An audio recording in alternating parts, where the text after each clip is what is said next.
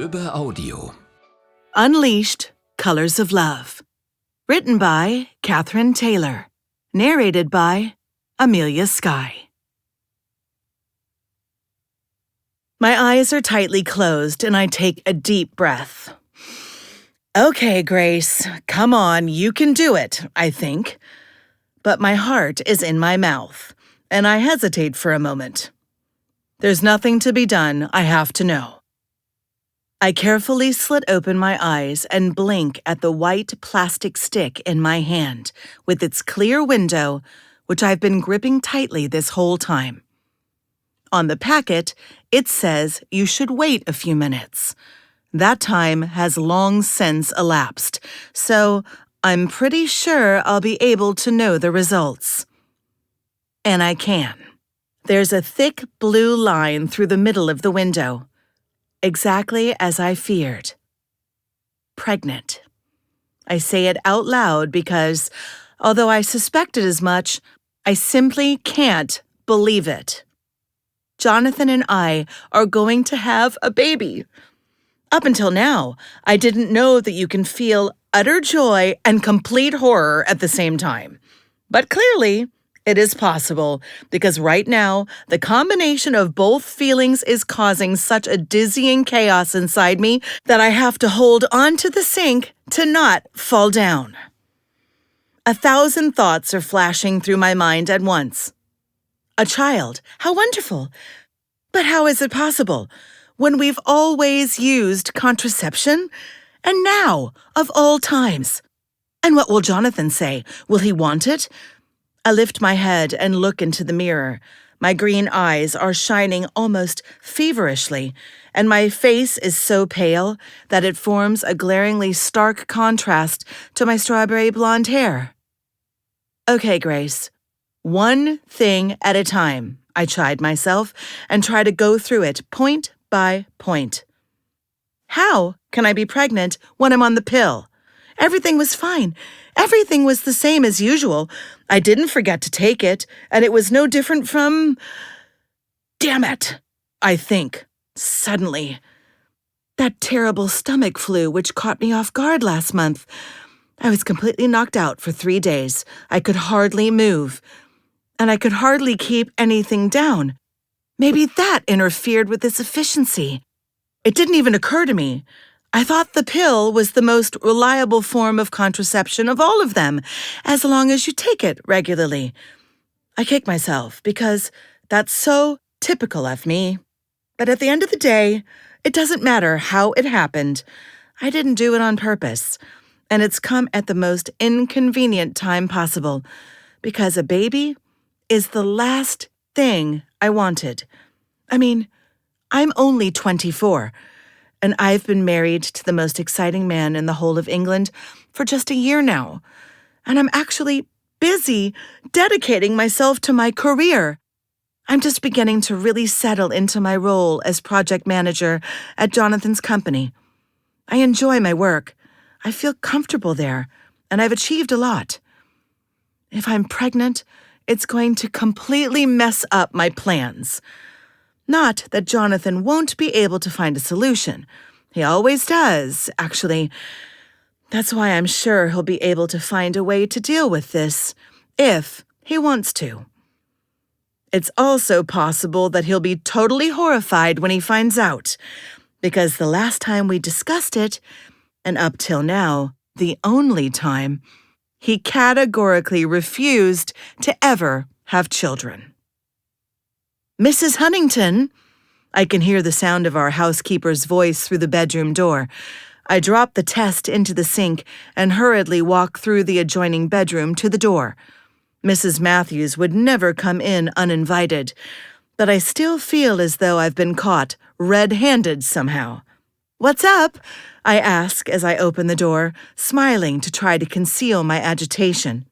"I just wanted to ask if I should prepare some food for you and your sister-in-law," Mrs. Matthews explains. She's still wearing an apron. "You haven't had breakfast yet, and I thought perhaps you'd like something when Mrs. Norton arrives. Some eggs with bacon, perhaps?"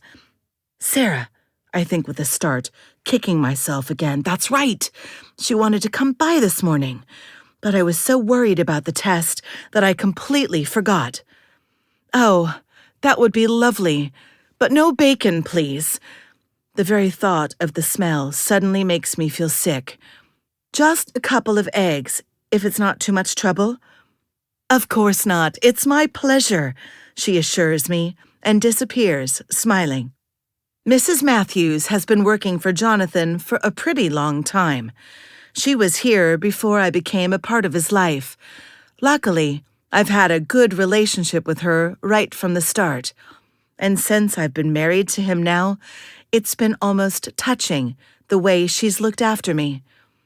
I think she just enjoys being able to indulge her culinary skills because, unlike Jonathan, I'm a complete failure in the kitchen.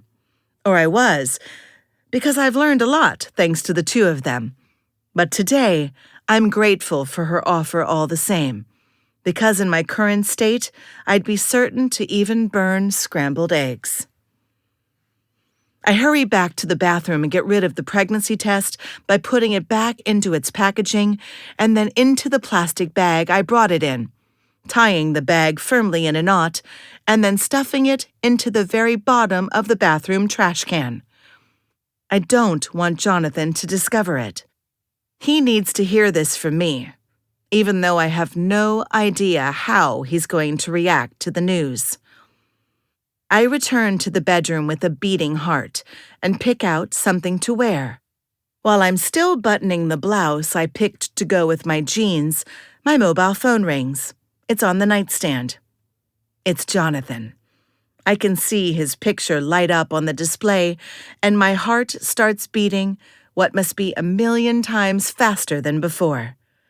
Grace. His deep voice is so familiar, and yet a pleasant shiver runs through me every time at the sound of it. I can immediately visualize his face, the attractive, angular features that captivated me from the moment I first met him, the longish black hair, and the sparkling blue eyes which don't miss a trick. Where are you? Still in Paris, he says, and I can tell that he sounds tired, but I'm about to fly back. I close my eyes, because I still find it hard to be separated from him. At the beginning of our marriage, it simply never happened, but lately, he's had to go away a lot. There's been trouble at the company. In fact, there have been some pretty serious upheavals, which he's had to deal with personally, and which have kept him on tenterhooks for a while now. Are you going to come straight home then? It's Sunday today, so he doesn't have to go into the office, and I suddenly feel a fierce longing for him. He seems so far away somehow, and not just geographically. And after the discovery I've just made, it's making me uneasy. Somehow, the fact that I'm going to have a baby is making me question everything that's happened. I just need to know for sure that he loves me and that we're going to get through this unexpected turn of events together. But Jonathan disappoints me. No, I have to deal with something when I get to London. I don't think I'll get home till early evening. What do you have to deal with? I insist. Grace, I'm sorry, but the pilot is here. We need to go. I'll see you later. Before I can say anything else, he hangs up.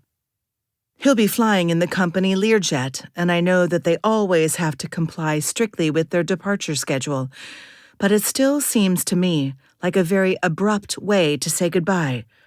Does he not want me to know his plans? An uneasy feeling is creeping up on me, because when I think it over, I realize that lately he's told me very little about what's happening at the company lately. I just didn't notice up till now because I was so busy with my own project, which is really pretty important. But as far as work is concerned, he's been acting very reserved toward me. A pleasant gong echoes through the house, interrupting my musings. I quickly slip on my shoes and make my way